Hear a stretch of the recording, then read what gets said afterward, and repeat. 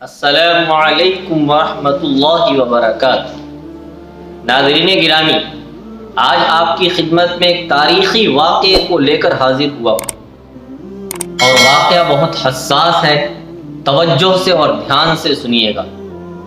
آپ نے خواجہ قطب الدین بختیار کاکی علیہ الرحمہ کا نام سنا ہوگا، جو وقت کے ولی اور وقت کے قطب تھے۔ جب ان کا انتقال ہو گیا اور ان کے جنازے کو لا کر رکھ دیا گیا، اور چونکہ وقت کے قطب اور ابدال تھے تو اس وقت پورا ہندوستان ان کے جنازے میں اکٹھا تھا۔ تو جب ان کے جنازے کو لا کر رکھ دیا گیا تو ایک صاحب نے آ کر یہ کہا کہ حضرت نے انتقال سے پہلے یہ وصیت کی تھی کہ میری نماز جنازہ وہ پڑھائے گا جس کے اندر 3 شرطیں اور 3 خوبیاں اور 3 صفتیں پائی جاتی۔ نمبر 1، اس کی کبھی عصر کی نماز، عصر کی سنتیں فوت نہ ہوئی ہوں۔ نمبر 2، اتنا بڑا ولی ہو، اتنا متقی ہو، اتنا پرہیزگار ہو، اتنا عاشق ہو کہ کبھی اس کی تہجد کی نماز فوت نہ ہوئی۔ نمبر 3، اتنا متقی اور اتنا خوف رکھنے والا ہو اللہ کا کہ کسی غیر محرم پر نظر نہ ڈالی۔ جب یہ تینوں شرطیں بیان کی گئی تو اس وقت مجمع پر ایک سناٹا چھا گیا، گویا کہ مجمع کو سانپ سونگھ گیا۔ سب ایک دوسرے کا منہ دیکھنے لگے۔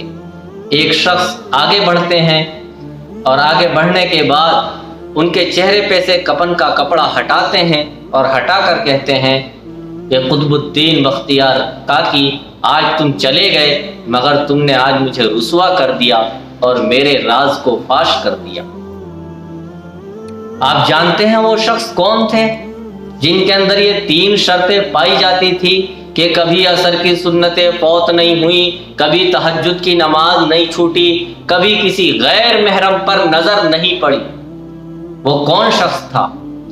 وہ تھے اس وقت کے بادشاہ، اس وقت کے حاکم، اور جس کے ہاتھ میں حکومت کی باغ ڈور تھی، خواجہ سلطان شمس الدین التمش علیہ الرحمہ، جو وقت کے بادشاہ تھے، وقت کے حاکم تھے، حکومت کی باغ ڈور ان کے ہاتھ میں تھی، اور پورے ہندوستان پر ان کا تسلط تھا۔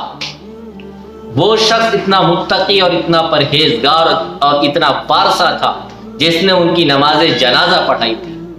ہم دیکھیے کہ ہمارے اندر یہ چیزیں کیوں نہیں پائی جاتی؟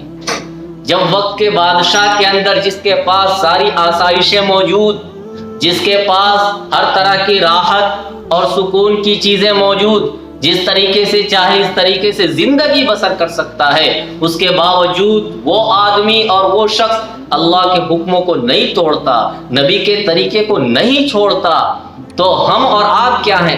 تو ہمیں چاہیے کہ اس واقعے سے اور سلطان شمس الدین التمش علیہ الرحمہ کے اس پرہیزگاری اور تقوی بھری زندگی سے سبق لیں اور اپنے اندر بھی یہ چیزیں پیدا کریں۔